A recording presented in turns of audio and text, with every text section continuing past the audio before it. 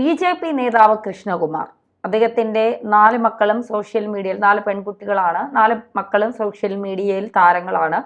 അഹാന നടിയാണ്. അഹാനയും ഇഷാനിയും സിനിമയിലൊക്കെ നായികമാരായൊക്കെ വർക്ക് ചെയ്തിട്ടുള്ള അല്ലെങ്കിൽ അഭിനയിച്ചിട്ടുള്ള താരങ്ങളാണ്.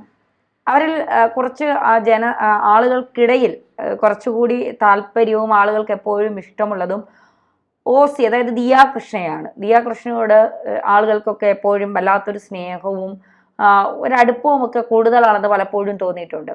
അപ്പോൾ ദിയ കൃഷ്ണയ്ക്കൊരു ബിസിനസ് ഉണ്ട്, OYOC എന്നാണ് അവരുടെ ചാനലിൻ്റെ പേര്. അത് ഇട്ട് തന്നെയാണ് അവർ ബിസിനസ് തുടങ്ങിയിരിക്കുന്നത്. ഈ ജ്വല്ലറി ബിസിനസ്സാണ് അവർ നടത്തുന്നത്. എല്ലാവർക്കും അറിയാം, കാരണം അവർക്ക് മില്യൺ ഫോളോവേഴ്സാണ് ഉള്ളത്. അപ്പോൾ അവരിൽ നിന്ന് ഒരുപാട് പേർ ഈ ജ്വല്ലറി ഒക്കെ വാങ്ങാറുണ്ട്. അവർ പറയുന്നത് പോലെ പല ഓണം, ക്രിസ്മസ് പോലെയുള്ള സമയങ്ങളിലൊക്കെ ഒരുപാട് ഈ ജ്വല്ലറി ബിസിനസ് വിറ്റ് പോകുന്നത്. ഇടയ്ക്ക് അവർ ഇതിനെതിരെ ഈ കൊടുക്കുന്ന ആഭരണങ്ങൾ അത്ര നല്ലതല്ല, ക്വാളിറ്റി ഉള്ളതല്ല എന്നൊക്കെ പറഞ്ഞുകൊണ്ട് ഇവർക്കെതിരെ സോഷ്യൽ മീഡിയയിൽ വലിയ രീതിയിൽ പലരും വീഡിയോ ഒക്കെ ചെയ്തിരുന്നു. അങ്ങനെയൊക്കെ കുറേ കാര്യങ്ങൾ രംഗത്ത് വന്നിരുന്നു. അതിനുശേഷം ഒരു 3-4 ദിവസത്തിന് മുൻപാണ് ഈ OYOC എന്ന് പറയുന്ന ഇൻസ്റ്റഗ്രാം പേജിൽ നിന്ന് ദിയ കൃഷ്ണ ഒരു പോസ്റ്റ് ഇട്ടു. തൻ്റെ കൂടെ ജോലി ചെയ്യുന്ന ആളുകൾ ആരാണെന്നൊന്നും അവർ പറഞ്ഞില്ല. ഇങ്ങനെ ഒരു അതായത് ഇവർക്ക് വരുന്ന പണം അവരുടെ ഗൂഗിൾ പേ നമ്പർ കൊടുത്തിട്ട് അല്ലെങ്കിൽ ആ സ്കാനർ കൊടുത്തിട്ട് അതിലാണ് പണം വരുന്നത്. അങ്ങനെ കുറേ രൂപയുടെ തട്ടിപ്പ് നടന്നു എന്നൊക്കെ പറഞ്ഞുകൊണ്ട് അവരൊരു ഇൻസ്റ്റഗ്രാം പോസ്റ്റൊക്കെ ഇട്ടിരുന്നു. അതൊക്കെ കഴിഞ്ഞ് ഇന്ന് വരുന്ന വാർത്ത കൃഷ്ണകുമാറിന്റെ മകൾ ദിയയ്ക്കുമെതിരെ കേസ് എടുത്തിരിക്കുകയാണ് പോലീസ് എന്നുള്ള വാർത്തയാണ് പുറത്തു വരുന്നത്. അതായത് അവരുടെ 3 ജീവനക്കാർ അവരെ കെട്ടിയിട്ട് മർദ്ദിച്ചു, ഭീഷണിപ്പെടുത്തി പണം തട്ടിയെടുത്തു തുടങ്ങിയ കാര്യങ്ങൾ ചുമത്തിക്കൊണ്ടാണ് ഇവർക്കെതിരെ കേസ് നൽകിയിരിക്കുന്നത്. പക്ഷെ ആ കേസിന് മുൻപ് ദിയയും ദിയയുടെ അച്ഛനും ചേർന്ന് മ്യൂസിയം പോലീസ് സ്റ്റേഷനിൽ ഇവരിൽ നിന്ന് ഏകദേശം 69 ലക്ഷത്തോളം രൂപ തട്ടിയെന്നാണ് പറയുന്നത്. ഇങ്ങനെ 3 ജീവനക്കാർ പണം തട്ടി എന്നും അതിനെതിരെ നടപടി സ്വീകരിക്കണമെന്നും പറഞ്ഞ് കേസ് കൊടുത്തിരുന്നു. അപ്പോൾ കൗണ്ടർ കേസാണ് ഇപ്പോൾ ഈ 3 വനിതാ ജീവനക്കാർ കൊടുത്തിരിക്കുന്നത് എന്നുള്ളതാണ് പുറത്തു വരുന്ന വിവരം. ഇവിടെ ഏറ്റവും പ്രധാനപ്പെട്ട കാര്യം ദിയ കൃഷ്ണ അല്ലെങ്കിൽ അവരുടെ 4 പേരുടെയും വീഡിയോസ് എടുത്ത് നോക്കിയാൽ നമുക്കറിയാം അവർക്ക് അങ്ങനെ തട്ടിപ്പും വെട്ടിപ്പും നടത്തിയൊന്നും ജീവിക്കേണ്ടതിൻ്റെ ആവശ്യകതയില്ല, അല്ലെങ്കിൽ മറ്റുള്ളവരെ പറ്റിച്ചോ അങ്ങനെയൊന്നും ജീവിക്കേണ്ടതിൻ്റെ ആവശ്യകതയില്ല. സമൂഹം എന്ത് പറയുന്നു എന്ന് അവരാരും നോക്കാറില്ല, ചിന്തിക്കാറ് പോലുമില്ല. അവർക്ക് പറയേണ്ട കാര്യങ്ങൾ അവർ പറയും. അവർക്ക് എന്ത് ചെയ്യണമെന്ന് തോന്നുന്നു അതവർ ചെയ്യും. അത് അവരുടെ സോഷ്യൽ മീഡിയയിലൂടെ കാണിക്കും. അത് നാട്ടുകാർ കാണും. അവർക്ക് യൂട്യൂബിൽ നിന്ന് വരുമാനവും കിട്ടും. വിമർശിക്കുന്നവർക്ക് വിമർശിക്കാം എന്ന് പറഞ്ഞിട്ട് അവർ പറയാതിരിക്കുകയോ അവർ ചെയ്യുന്ന കാര്യങ്ങൾ ചെയ്യാതിരിക്കുകയോ ചെയ്യുന്നില്ല. അതൊന്നാമത്തെ കാര്യം. 2, ഈ പണം തട്ടിയെന്ന് അറിയുന്നത് 9 മാസങ്ങൾക്ക് ശേഷമാണ് ദിയ കൃഷ്ണ ഈ കാര്യം അറിയുന്നത്. അതുവരെ അവർക്ക് ഇതിൽ സംശയം ഇല്ലായിരുന്നു. അവരുടെ അനിയത്തിയുടെ ഫ്രണ്ട് ഇങ്ങനെ ഒരു ഗൂഗിൾ പേയിലേക്ക് പണം അയച്ചപ്പോൾ, അതായത് ഇഷാനിയുടെ ഫ്രണ്ടാണ് എന്നാണ് എൻ്റെ ഓർമ്മ, പണം അയച്ചപ്പോൾ ചേച്ചി പൈസ കിട്ടിയോ എന്ന് ചോദിച്ച് വിളിച്ചു. അപ്പോൾ ഇവർ ഗൂഗിൾ പേ നോക്കിയപ്പോൾ അങ്ങനെ ഒരു അക്കൗണ്ടിൽ നിന്ന് അവർക്ക് ഇന്ന് വരെ പൈസ വന്നിട്ടില്ല. അതിൻ്റെ തുടർ അന്വേഷണത്തിൽ നിന്നാണ് ഇത്തരത്തിൽ ഒരുപാട് തട്ടിപ്പ് താൻ അറിയാതെ തൻ്റെ സ്ഥാപനത്തിൽ നടന്നിട്ടുണ്ട് എന്നവർ മനസ്സിലാക്കുന്നത്. പിന്നീട് അവർ അത് ചെക്ക് ചെയ്യുമ്പോൾ അവർക്ക് കാര്യം മനസ്സിലാവുന്നു. പക്ഷെ എങ്കിലും അവർ തനിക്ക് ഏറ്റവും അടുപ്പമുള്ള ജീവനക്കാരാണ് ഇത് ചെയ്തതെന്ന് അവർ വിശ്വസിക്കുന്നില്ല. അവർ ഇതൊന്നും അറിയാതെയാണ് ഈ ഇൻസ്റ്റയിൽ ഇങ്ങനെ പോസ്റ്റ് ഇടുന്നത്. അതിനുശേഷമാണ് ഇവർ ഇങ്ങനെ തട്ടിപ്പ് നടത്തി എന്നൊക്കെ അറിയുന്നതും. പിന്നീട് 8 ലക്ഷം രൂപയോളം ഇവർക്ക് നൽകുന്നു. ഈ ദിയയുടെ ഫ്ലാറ്റിൽ ദിയയെ കാണാനായി വരുന്നു. കേസ് കൊടുക്കരുത് എന്ന് പറയുന്നു.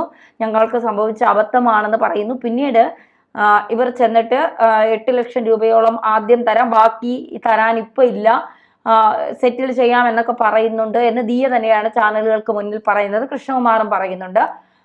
അതിനുശേഷം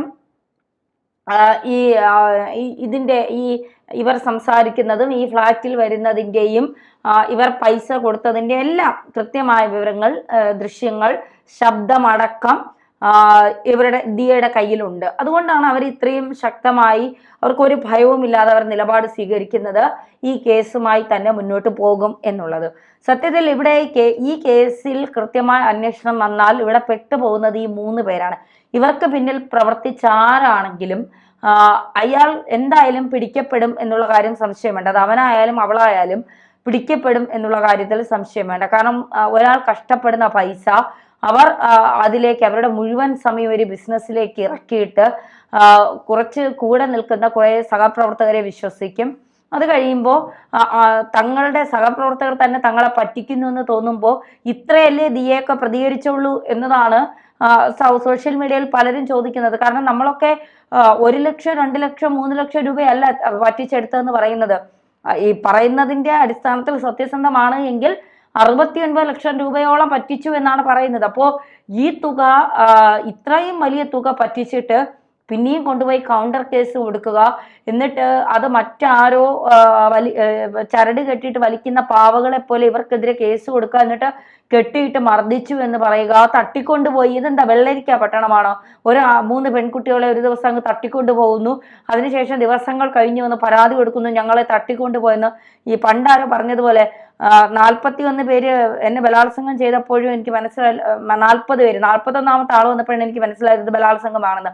അതുപോലെയാണ് ഈ തട്ടിക്കൊണ്ടുപോയി 4-5 ദിവസങ്ങൾക്ക് ശേഷമാണ് മനസ്സിലായത് ഇത് പോകലാണ് എന്നുള്ളത്. ഇതൊന്ന് വിശ്വസിക്കാൻ കഴിയുന്ന കാര്യങ്ങളല്ല. എന്തായാലും പോലീസിന്റെ കയ്യിലിരിക്കുന്ന സംഭവമാണ്. വിഷയം പോലീസിലാണ് ഇപ്പോൾ ഇരിക്കുന്നത്.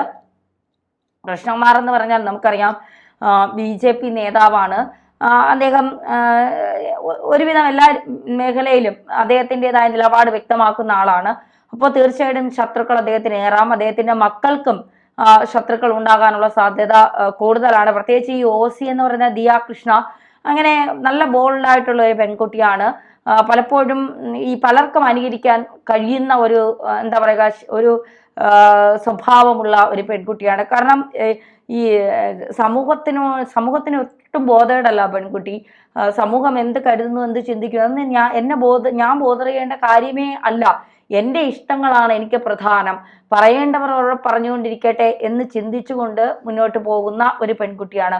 ബിസിനസ്സിലാണെങ്കിലും അങ്ങനെ തന്നെയാണ്. ഒരു പെൺകുട്ടി ഒറ്റയ്ക്ക് ഒരു ബിസിനസ് തുടങ്ങുന്നു, അത് വിജയിപ്പിച്ചെടുക്കുക എന്ന് പറയുന്നത്, പെൺകുട്ടികൾ ഒറ്റയ്ക്ക് തുടങ്ങുന്ന ബിസിനസ്സുകൾ വിജയിപ്പിച്ചെടുക്കുക എന്ന് പറയുന്നത് കുടുംബത്തിന് മുഴുവൻ സപ്പോർട്ട് വേണം, ജനങ്ങളുടെ മുഴുവൻ സപ്പോർട്ട് വേണം. അത് വിജയിപ്പിച്ചെടുക്കാനുള്ള ഒരു കൃത്യമായ കഴിവും ഉണ്ടാകണം എന്നുള്ളതാണ്. പെൺകുട്ടി ആയതുകൊണ്ട് എന്താ പറയുക, പെൺകുട്ടി ആൺകുട്ടി വ്യത്യാസം എന്താണെന്ന് ചോദിക്കും. പക്ഷേ സ്ത്രീകൾ ബിസിനസ് രംഗത്തേക്ക് ഇറങ്ങുമ്പോൾ ഉണ്ടാകുന്ന ഒരുപാട് കടമ്പകളുണ്ട്. അതൊക്കെ മറികടന്നുകൊണ്ട് ആ പെൺകുട്ടി ആ ബിസിനസ്സിൽ വിജയം കണ്ടതിൽ അസൂയമുത്ത കുറേ ആളുകൾ ചേർന്ന് ഉണ്ടാക്കിയ ഒരു നാടകമായിരിക്കാം, അല്ലെങ്കിൽ ഒരു കള്ളക്കേസായിരിക്കാം ഇത്. അതിൽ നമുക്ക് എന്താണ് എന്നുള്ളത് കൃത്യമായ വിവരങ്ങൾ പുറത്തു വരുമ്പോഴേ നമുക്ക് മനസ്സിലാകൂ. എന്തായാലും ദിയ കൃഷ്ണയ്ക്കെതിരെ അല്ലെങ്കിൽ വിജയകുമാറിനെതിരെ പരാതി കൊടുത്തവർക്ക് തിരിച്ചടി കിട്ടുമെന്നുള്ള കാര്യത്തിൽ സംശയമുണ്ട്. കാരണം സത്യസന്ധമല്ലാത്ത ഒരു കാര്യങ്ങളുമായി ഇവരാരും, ഈ കുടുംബം ഇന്ന് വരെ രംഗത്ത് വന്നിട്ടില്ല എന്നുള്ളത് തന്നെയാണ് നമ്മളെയൊക്കെ ഇത് പറയാൻ കൂടി നമുക്ക് തന്നെ ഇത് ഇവർ പറയാതെ തന്നെ ബോധ്യപ്പെടാനുള്ള കാരണത്തിൽ ഒന്ന്.